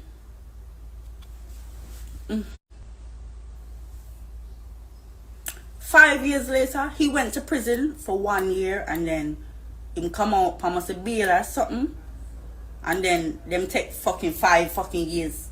Forgot. I just dropped that case and I couldn't. It's too much years, wasting my time. So I dropped the case and them thing there. And okay, we get moderator. So yeah, I end up and they drop it. So then when I want to see him face, when I want to see him, muffle eye. When I want to see him, cause I'm not afraid. I'm never afraid. I'm never afraid. Never blood clot. Maybe back then when me a little pick, when me a 18, I just turned 18, you know. But now, no boy, no girl. You don't fear me. You don't fear me. No boy, no girl, no fear me. I'm not afraid of none of them. Them threaten to kill me. Them make people follow me home, and my daddy have to give me security. Wow. People them threaten to kill me, you know. And send me text them I go kill me. Yeah. What is that? Yo. Life is, hold on. Wait. Leave that part, Andrea. I always have things in my phone come I look back on them and say, you come from far, my girl. What? Too many people. I'm getting conflicting responses. Most people are saying show it, but some people are saying leave that part, leave that alone. Please do not. Oh, not confuse me now. Do you think that I should press, because it was not done on my terms. I did not find this picture and put it out there. She did, which then removes myself from the blame of the exposure, if it is alleged. But the fact that he was not condemned for it is why I'm hesitating to put his face out there. I'm just thinking of it in terms of protecting her, as well as protecting myself and the platform. She has not pressed the charge. So you see, all right, what I'm going to say is, okay, guys, if she had pressed charges and it came out that, yeah, he was found guilty and blah, blah, blah, his name was in the paper and all of that kind of stuff, I wouldn't hesitate so much to play it. But I don't know why, but my instincts are telling me don't play it.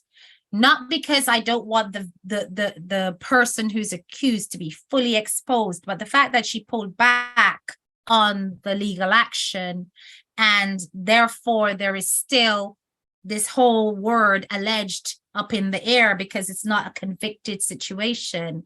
I think we should be wise. Expose him. You might save someone else going through what she went through. Boy, no, I don't know.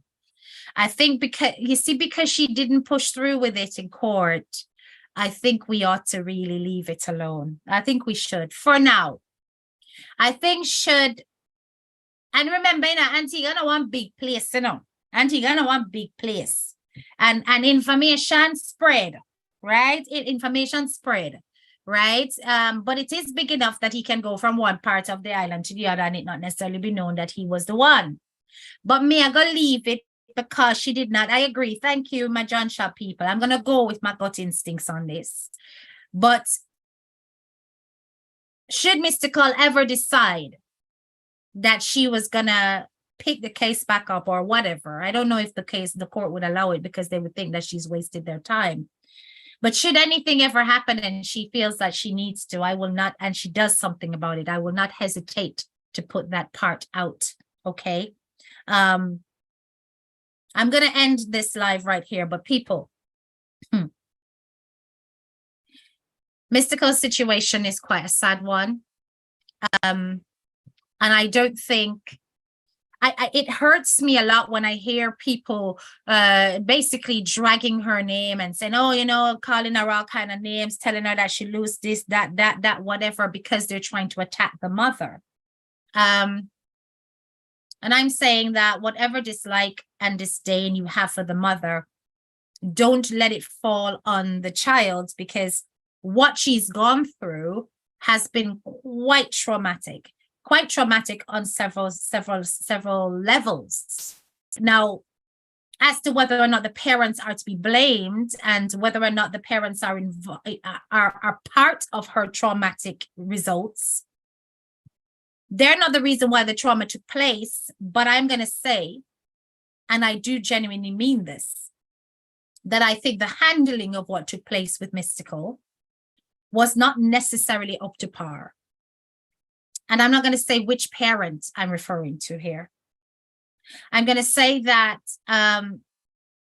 it could have been and it should have been dealt with in a different way, because there's no way, even if those were my sons, I would be hiding that.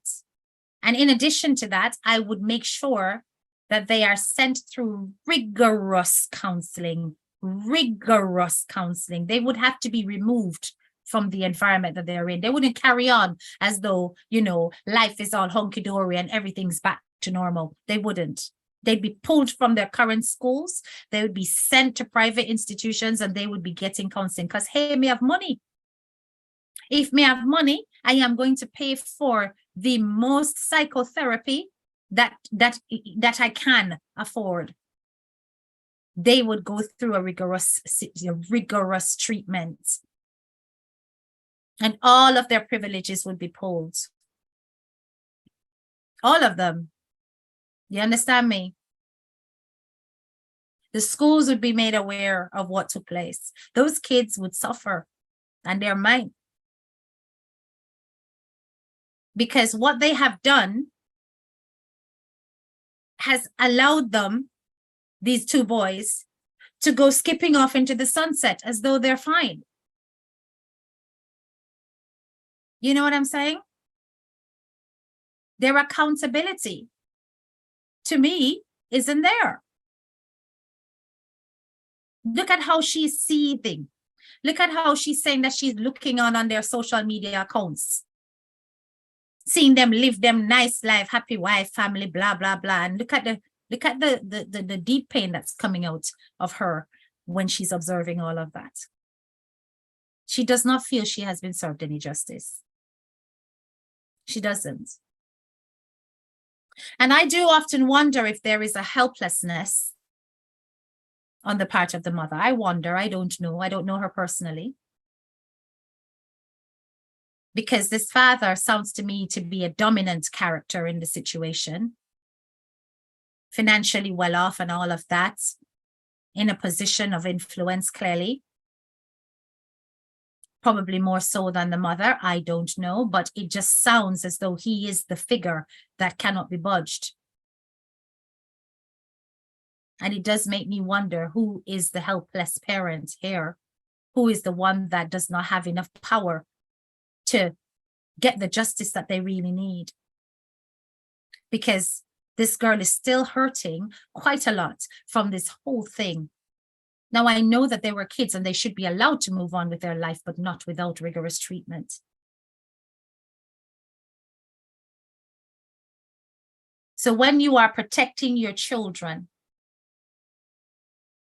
and you're giving your children the talk, the birds and the bees, talking about who should touch you, what are your no spots, and so on and so forth, make sure that you also include siblings as a part of the discussion.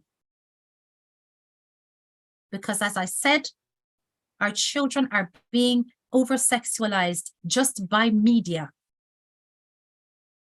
And their behaviors are not necessarily regulated by social interaction. but by what they absorb electronically.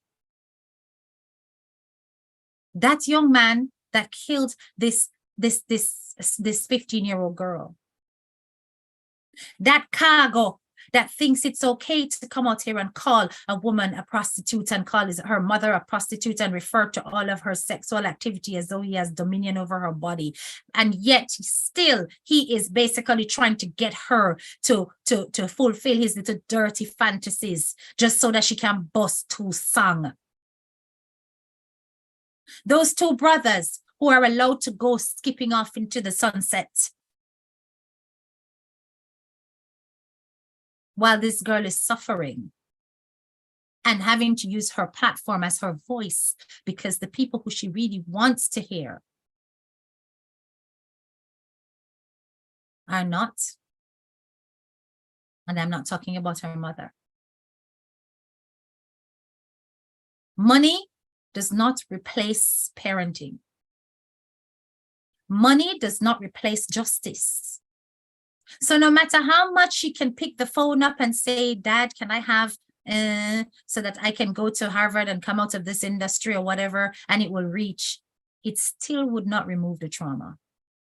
It still would not remove the brokenness, the upset, the hurt. The fact that her childhood was exploited.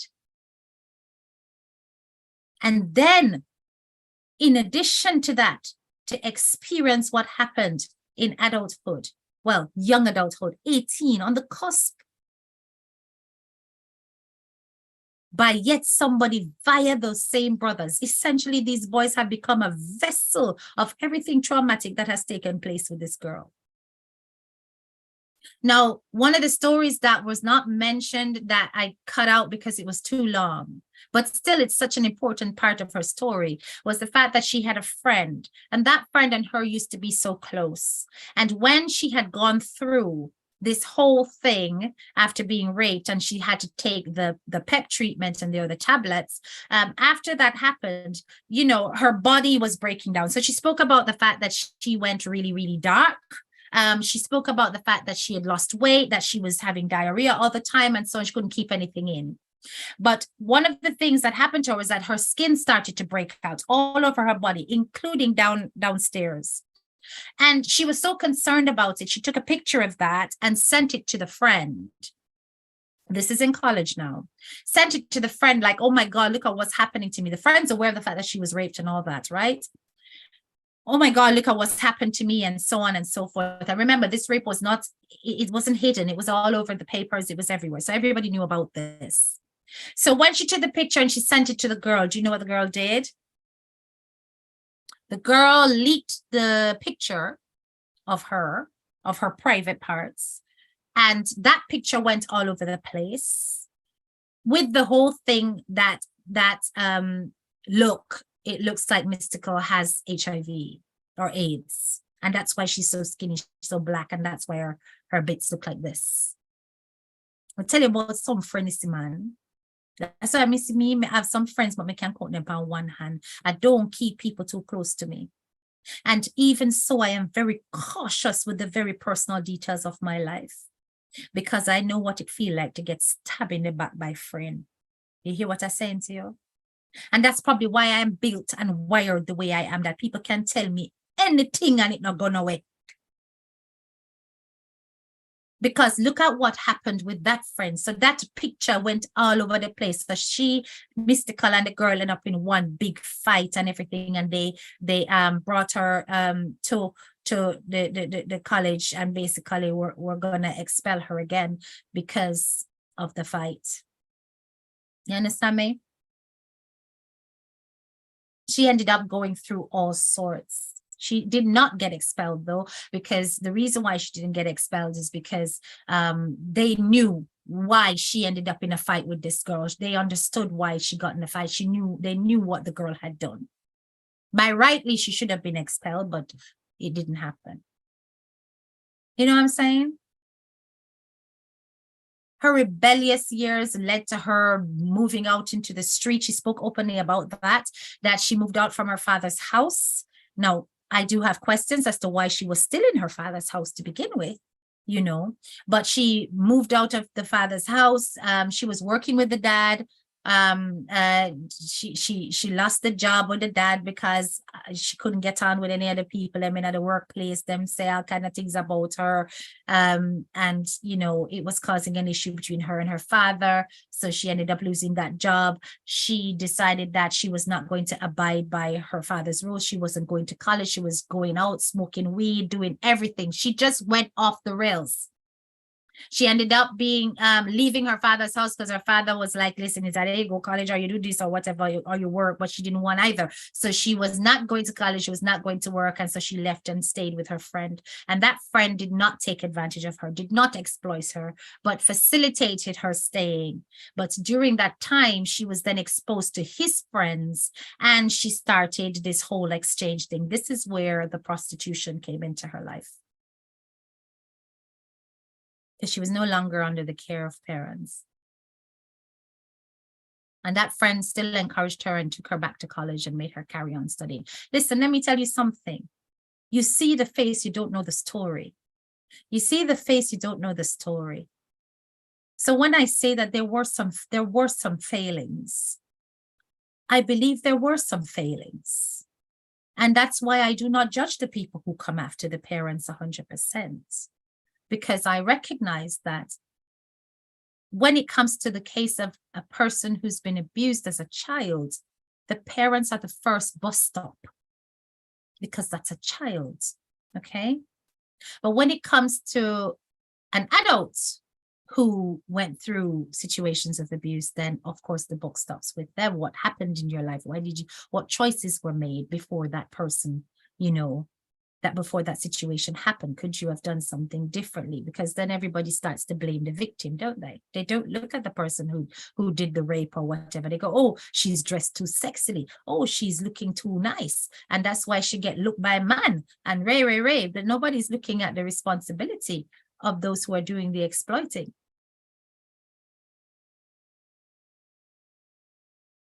All I'm going to say is, people, we have got a hell of a job on our hands when it comes to our own children, making sure that we protect our children as much as possible, making sure that we educate our children as much as possible.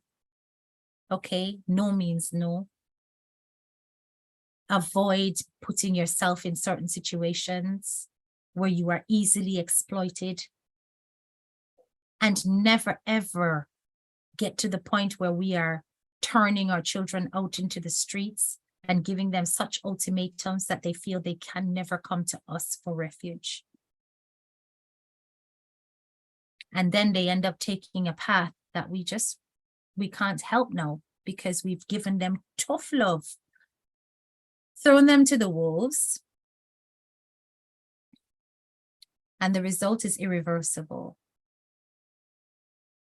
Fight for your family, fight for your kids, fight.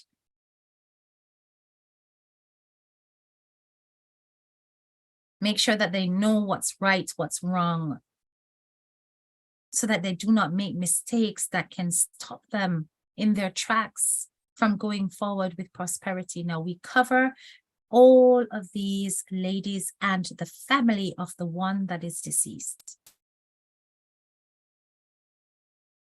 and hope that they can move on to make better decisions to cope with their trauma and not end up like this little girl. Because her end was because some son felt he had privilege, felt he could not be told no, felt he could own another girl like a commodity, and could not handle rejection. His hurt pride, his bruised ego made him kill. Imbalanced parenting, imbalanced understanding when it comes to relationships. Khago, who is there busy in the dance hall thinking that he's a star, who can treat women this way, and Jamaica doesn't cancel him. Brothers who can go off, skipping off in the sunset, while this girl is left seething. we as the audience, we need to develop more empathy. We need to understand that not everyone handles trauma the way we would like them to. Let's just try to be our brother and our sister's keepers, okay? Anyway, I told you guys, Lord, don't stop it balling now, man. Look them, man. Look on the balling in the... Listen, all right, maybe cheering up. All right, end of class, but maybe cheering up. But can't bother with this crying business, you know. Wanna stop it. I told you guys that it was going to be a heavy live, man. Wanna stop it, man. No, man, come. A yellow bus time. Yellow bus, yellow bus, yellow bus. Yellow bus, and stand up the yellow, then before they exit the live, 1 DMG. We're gonna go on the yellow bus now. Yes, we are drive off. Vroom, vroom. Yellow bus time, people. Set up the yellow hats and head off to the yellow bus because yellow bus is about to drive off. All right, people. Talk to you guys later. I hope you got the lesson from today's class. I hope I didn't leave you too traumatized, but listen, I'm just saying to you guys that, you know, the world we live in is not as wonderful as you know, we'd like it to be, but we can be the difference. And this yellow bus is making the difference. Drop on the yellow hats and go on. Bye-bye.